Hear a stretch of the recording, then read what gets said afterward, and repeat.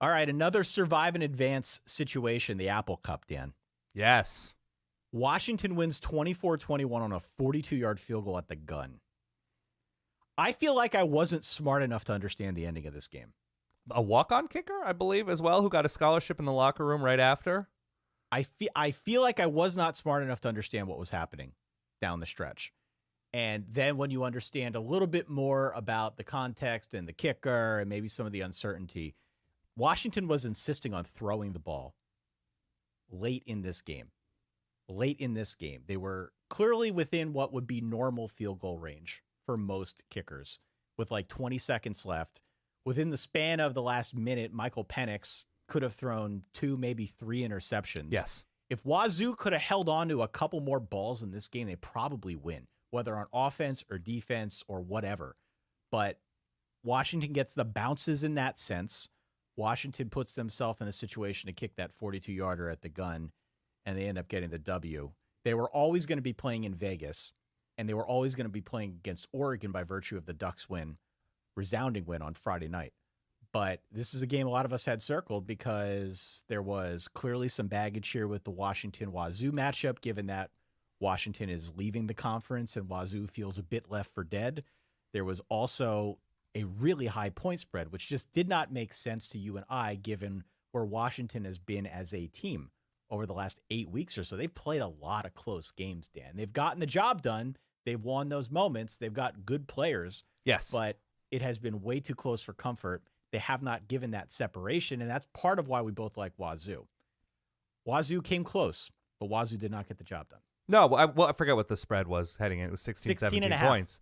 That's just not how Washington was winning games, especially since that Oregon game. And we talk about the season being a living, breathing thing. Washington, to start the year, the first half of the season, absolutely lethal, slicing and dicing teams like Boise State, Michigan State, some Pac-12 teams, really looking crazy impressive.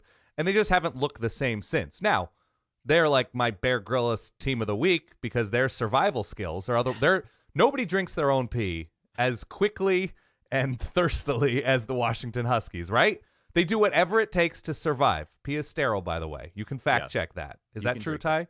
It is. I've watched plenty of Bear Grylls. I'm well aware. It sounds like I'm putting Washington down. I'm absolutely not. Winning is a skill. Washington is very good at taking advantage of bounces, at figuring out where the opportunities lie. If it's beating USC in a shootout in LA, that all counts. It's a crazy impressive year. Nobody has ever, I think, gone undefeated in the Pac-12 era. They just did.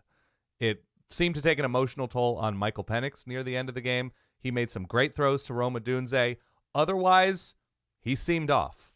The running game seemed off. The defense has kind of looked like what the defense has been this year. Opportunistic when, they get a hand in the air and swatting a pass and it popping up, which they got that key interception. Had an amazing call in a high leverage moment. I think it was a 4th and short where they called the reverse to Rome Odunze, and a touchdown saving tackle from a corner who made his way around the field for Wazoo, a crazy heads up play.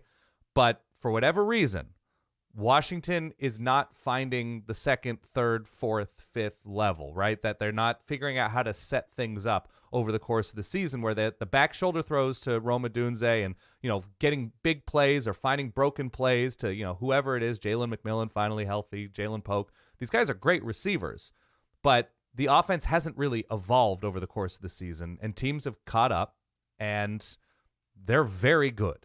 They're very, very good. What they just completed was something that's crazy impressive, but I don't feel like they've grown over the course of the year. And whether it's against Oregon, whether it's in a playoff game, I think this is sort of an LRO moment where you can only get outgained and find those 4th quarter moments long enough, and then you suit up against whatever Oregon is now, whatever Georgia is, whatever Texas is, whatever Michigan is, and it doesn't work like it works against Wazoo or Cal or Arizona State.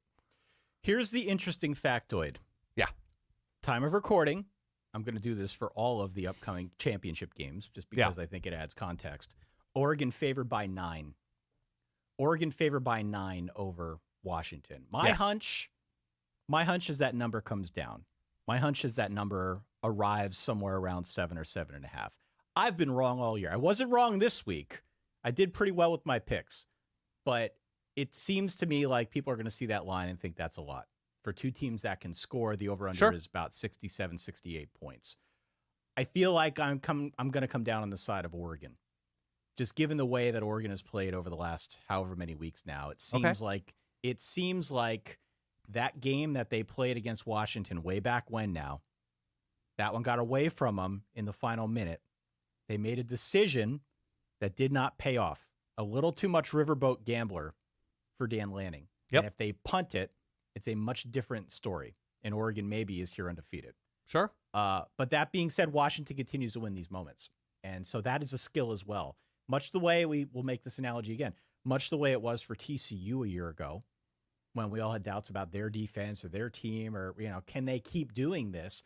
Washington, again, keeps doing it. They've played a lot of close games. They're nothing if not battle tested. And they're going to have a big rematch next week, Friday night in Vegas. So we'll talk more about that on our Wednesday preview show. Anything more to add on the Apple Cup? No, I mean, look, if you're playing close games against Washington State, if you're playing close games against USC and Arizona State and Stanford, it's good to win those close games. It doesn't speak volumes about where your program stacks up on the national stage at this moment.